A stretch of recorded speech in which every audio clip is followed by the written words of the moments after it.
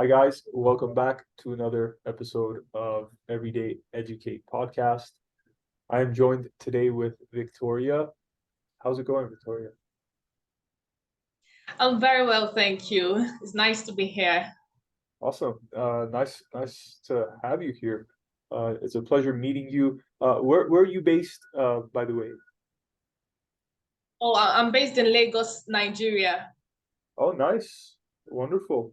Born, Yeah, that's the country in West Africa. nice. Born and raised. Yeah, born and raised in Nigeria. Wow, awesome, amazing. Cool. Well, again, pleasure having you on. I saw your Instagram. I came across your Instagram and saw you were doing some really cool things in education and some with finance as well, which I want to get into. But maybe before we go into it, just tell us who is Victoria and what do you do? Okay, so my name is Victoria Ogunlade-Ajise, and like I said before, I'm an educator. Like you introduced me, I'm a teacher. I teach in the classroom. So I teach in the K-12 school. I teach children across grades 1 through 6, and I teach the subject computing or ICT. So I used to teach mathematics and physics before now, but recently I've focused more on computing because I believe that it's a major challenge in this part of the world. And aside doing that, I also help educators. So I train educators to be more than a teacher because a common challenge that I've realized for educators in this part of the world, and I think in most parts of the world, is that they are not quite happy doing their job, right? So they want something more. Some people are not fulfilled in their jobs because maybe it's government policies or the income that they get and all of that. So they're looking for more fulfilling ways to be able to teach people and be happy about that. So I have a platform where I help teachers gain clarity on things that they can do to still make them teach, not necessarily in the classroom. And for those that are teaching in the classroom, I teach them strategies to improve their confidence and to be able to do what they like to do, regardless of whatever is happening around them. And also, I focus on teacher finance. So, teacher finance and professional business grants. So, those are, in summary, the things that I do for educators aside being a teacher in the classroom. Yeah, and like I said, you have a diverse and wide range of expertise. I want to kind of go back Uh-huh. computing side. So you mentioned from grade 1 to 6, which would be Yeah. our elementary or over here Yes, elementary. elementary. Um, how do you go about teaching kids at that early age about computing and STEM related? I'm sure you guys are doing STEM over there as well, but Yeah. walk us through, how does that computing work for young children? Okay, so the interesting thing is that these children, they get home and they're so excited and they tell their parents, "Oh, Miss Ajishe taught me to do this today. I was able to do this." And then when we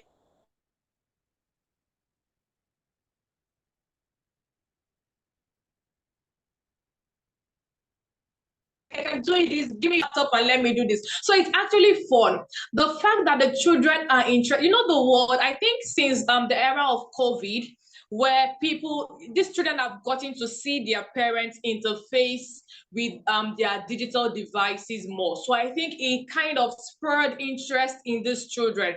And because of that, they are very interested in having to do the same thing for themselves. So they come with that readiness in the classroom. And then when in fact, they're excited to come into computing lessons. So when you are there and then I'm teaching, because they already come with the readiness, it's easy to teach whatever concepts that you want to teach. And when it gets to the practical, trust me, they are doing excellently well. In fact, when the period is over, they do not want to go because it is actually very fun. And the fact that they have to express themselves, they can work in groups, they can show you what they've come up with at the end of the day, and they're eager to go back home and say, "Oh, I can also do this on my device," and they want to show it to their parents when they get home. So it's been very, very easy teaching elementary kids. And for those in the upper key stage, that is key stage 2, from grade 3 to 6, those ones are, they are much older.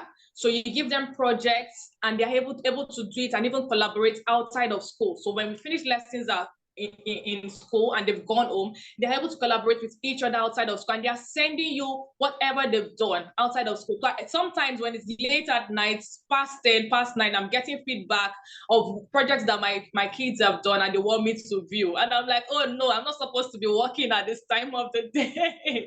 So it's been a very interesting experience teaching computing to elementary children, trust me. Wow, yeah, that sounds very fascinating. And I think something that drives me currently, I'm not an educator by trade. I haven't gotten credentials and degrees, but I have a passion for learning, self-learning, Okay.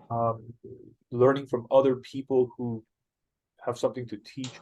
But I think specifically focusing on computing, STEM technology, is kind of what's driving me into even learning for myself. Like I've been taking on how to Yeah, program and code. But true. could Because you? for most of us, yeah, for most of us adults, we get to learn this thing as we are growing up. So, it's a lot of opportunity for children that are just starting out to begin to learn it. So when they get up to our stage, they already know far more than we knew when we started or when we got familiar with the use of technology. Yeah, absolutely, absolutely. And it's something that, like you said, I think COVID started or accelerated the path of um, technology integration.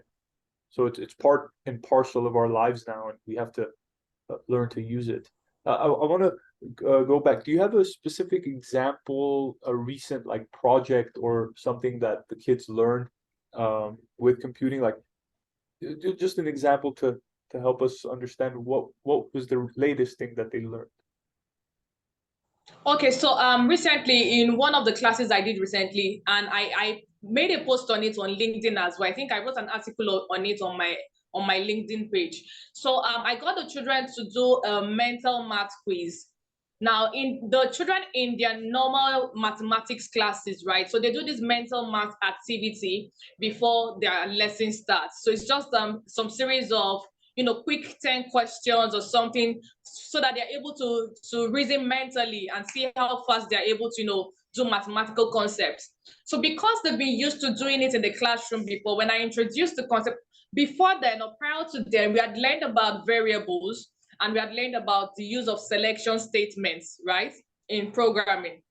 So I wanted them to use the knowledge, the background knowledge from variables and selection statements to be able to create their own mental math quiz. So I said, okay, fine, you've been doing this. The one you were doing in school was created by someone. How about you create a project for yourself and then you can run it by your cousins when they come to visit you for holidays or during the weekend and say, hey, see this math game I created. Let's have fun with it and let me see how far you go about it. So that was the idea behind that class. And when I told them the topic for the day, they were very, very excited about it. So I started by showing them, okay, we did a game called Freeze Buzz, right? And the Freeze Buzz game, the way it goes is that we had to do multiples of, say, 2 and 5, right? So we're reciting numbers. We're reciting different numbers from 1, 2, 3, 4, 5. When you get to a multiple of 2, you say fees instead of saying that number. So anybody that misses it sits down. Then we went and did multiples of 5. And then I told them, okay, so now let's do both the multiples of 2 and 5. So when you get to a number which is a multiple of 2, you say fees. When you get to a number which is a multiple of 5, you say buzz. But when you get to a number which is both a multiple of 2 and 5, you say fees buzz. So we did that activity. And it was very interesting. Those that missed it, you see the reactions, oh, I missed it. And those that got it, yay, I'm excited. So I said, okay, fine. We've done this very interesting activity. How about you come up with a selection statement? We've talked about selections in programming. So come up with a selection statement that, describes this activity that we've done. And then they begin to think, okay, selection statement. We learned about the if-then statements, if-else statement. We learned about the if-then-else statements. And then they started giving me, answers. And I said, fantastic. So you get the point, right? So you're able to relate this even to an activity that we just did. Then I went further to say, so what if we created our own game? How would that sound? Oh, yeah, we want to do it. Beautiful. Then I showed them a prototype. Okay, I showed them a complete game that I prepared ahead of the class, and they saw it. So there were two characters. One was asking the question, the other one was replying. He will answer to the quiz. So no, a user inputs the answer, and then the other character will make a reaction depending on whether it gets the answer correctly or he fails the answer. So when he gets it correctly, he's raising up his hands, and then when he gets it wrong, he's like this and all of that. And they were excited. I said, okay, so this is a lot of code that gone into doing this, right? So when the person misses the question, it gives him a response like, oh, you failed that, or no, not too good, or not quite. Let's try again. So that was the response. But if you get it, oh, beautiful, you should be on the list of greatest mathematicians in the world. Let's have another try, another go at a new question. So that was basically the idea. But it had lots of code. So I said, okay, we will start with a prototype, right? So I introduced the keyword prototype. I explained to them that a prototype is something that you know, like a fraction of a code that you test, right? Before you put it in the entire code. So, okay, prototype, yeah, they got that concept. So let's try a prototype. I showed them a screenshot of a prototype and I said, look at this code. Look at it line by line and try to explain to me what each line of this code tells you. And okay, I told them to do it as a group task. So they were seated in groups, 3 different groups. And I said, discuss amongst yourself in your group. So they had a discussion in the group. I told them to choose a representative for their groups, right? So one of them stood up and said, no, by the time I asked for feedback, a group said something and it was basically all of the explanation I needed. So I asked them, other 2 groups, do you agree with this person's explanation? They were like, oh yeah, good. But another was very eager. Say, yeah, but I have something else to add. Oh, come on, tell us. What else do you have to add? And I said, I can spot the variables. I saw a variable there. Oh, beautiful. So you remember the variable from the previous class and you're able to spot. What else can you spot? Then the 3rd group told me they can also spot the selection statement. So you see, they were bringing all of the learnings from the previous class and they now saw how they were able to use it to create a code. So I went ahead to say, okay, now that we've gotten this, you've seen, well, I went back to the starter activity we did, which was the Fizzbuzz game. And I told them, remember your reaction when you missed the question. How was it? They said they felt bad. What were you thinking to yourself? Somebody gave me a reason. So I felt, oh yeah, I'm a failure. I didn't get this. Also, that was a strong word, but you had a reaction. It's the same thing I had done in the earlier version of the total game that I showed you. You saw that there was a reaction when the person filled the statement. So I would need you all to create your own quiz. But I said, for us to understand this better, let's share ourselves into 2 different groups. So we then we shared ourselves into 2 groups. And I said, this is school A and this is school B. School A, give me a representative of your group. We're having a math competition within this lesson. And then they gave me a representative. So we're doing a role play. School B, please give me a representative from, so I was the moderator, and then we're doing a 10-seconds timer countdown, right? So I asked the first group a question, and we're counting down to from 10 to 0. And in the 2 cases, they both failed the question. And you could see the reaction from the 2 groups. Oh no, we missed it. I said, beautiful. So you understand what I want you to do, right? So use this prototype. I did a demonstration of how I was able to come about the codes I had done for that activity. And I said, now I need you to create your own mental quiz. So now it's your turn. I've shown you what I want. I've shown you the reactions I want to see. You've experienced it by yourself. So put yourself in the situation of a person, the user of whatever quiz you're creating. How would you want them to feel? And then they went ahead and did that activity as pairs, right? I didn't let them do it individually. So I allowed them work in pairs so that they can, leverage on each other's strengths. So the weaker one can still grab from the one that is a bit more, vast in that area. And at the end of the day, every pair was able to create their own quiz game. And it was just so interesting. And they were so excited to show, come and see mine, come and see mine. And it was very beautiful. But the only thing I was able to do in that class, I had wanted them to do a peer review. So in our next class, they're going to be reviewing each other's work, and then they will give feedback to each other and see how they can improve on the game. But giving them an assignment to go on and see how they can have more questions to that quiz so that it's better, it's fuller, and it looks like an actual quiz. So that was an experience from my the last lesson I taught, yeah. That's amazing. I want Thank to commend you. your teaching style, and I think incorporating a game into anything that we learn, especially at an early age. Like Mhm. I remember, I just wanted to play when I'm young. I play at Yeah. recess, play in the class. So that play based and creating a game with the code is genius. I'm Yeah. curious, what language were they programming in? Oh, okay. So for the key stage 1 and 2, for key stage 1, we use Scratch Junior, but some of them are already quite exposed to Scratch itself. But I use Scratch for that particular activity, and it was a year 5 class. So we use Scratch for it. Yeah, I haven't heard of that. I'm gonna check it out for sure. Again, I'm new Yeah. myself into programming. I've been taking on Yeah. Python and just Scratch trying. is actually block based. Scratch is block-based programming, so it's not text. It's block. It's something you just drag and drop, so it's easy for children to work with. Yeah, Okay, I love it. Maybe I should do that as well since I'm new. I'm gonna I think you should. I think you should try it.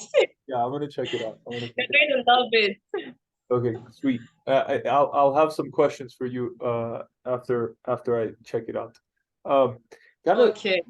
switching gears here and um, kind of a follow-up question. I kind of heard it, but I want to ask it just so we have it. What's your mission in education?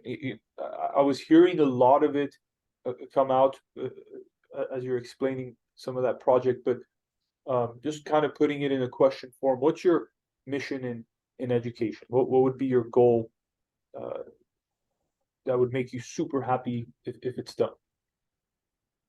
Yeah, so for children in this part of the world, especially, I've noticed that many of the children in this part of the world, they are quite, just the method of teaching for many schools in my part of the world is they just immerse children in academics only. So it's just the maths, the science, the English, right? And then these children, when they grow up and they are in the field of work, they're ready to work. They don't have these 21st century skills. They don't have the creative thinking abilities. They don't have the ability to collaborate. They don't have these multiple. They don't have to use their multiple intelligences in ways that helps them to thrive in the field of work. So I'm a proponent of the multiple intelligences, right? And I try as much as possible to make sure that in all of my lessons, and I even tell many teachers that I have the opportunity to train, that they should make sure that as you're teaching in every lesson, make sure that you're giving the children the ability to think critically. Make sure that you're giving them the ability to come up with ideas. So you've taught them something.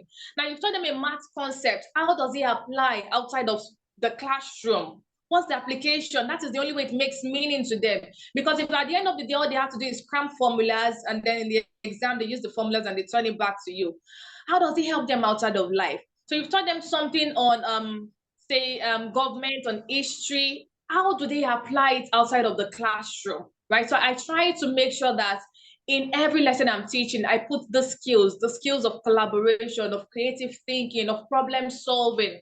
That if every child is taught to be able to imbibe the skills in them from the very start, by the time they grow up, we have responsible when they are in the workplace, they're able to make decisions. So they're not the kind of children that they see a big problem and they want to run away. They don't have solutions to it. That's why we can have during the COVID, let me use the COVID as an example, because it's something that everybody in the world knows about. So when COVID happened, there were people that were researching for solutions, right? They were researching for what they could do to question the effects, right? And for those who had been, for those who had issues already, for those who were affected, they were looking for how to treat them. Now imagine that these people have not been trained to think and to solve problems, and it means that a lot of people would just have died, and there would have been no solution. So my purpose for education is basically to be able to train children that are fit for the world of work and for the future, and to be able to create solutions to the world, not just in their local community, but the world at large. So that's just my basic goal for education. Nice. I like that. Um, yeah, I think a lot of education has become memorization, copy, Mhm. paste, uh, testing for retaining memory instead of, like you said, Yeah. critical thinking, creative thinking, collaborating. But I like what you're doing with pairing children together, having them kind of teach each other. Um, Again, I think a lot of Mhm. stuff that I learned in school was hanging out with friends. Like you learn from the Yeah, teacher, learning. go discuss. So it's very, very interesting. Um, Thank you. Another question for you, and kind of keeping this very practical for children, for parents, maybe even for other teachers. What are what are 3 to 5 important things that kids need to learn in their years at school, maybe K through 12?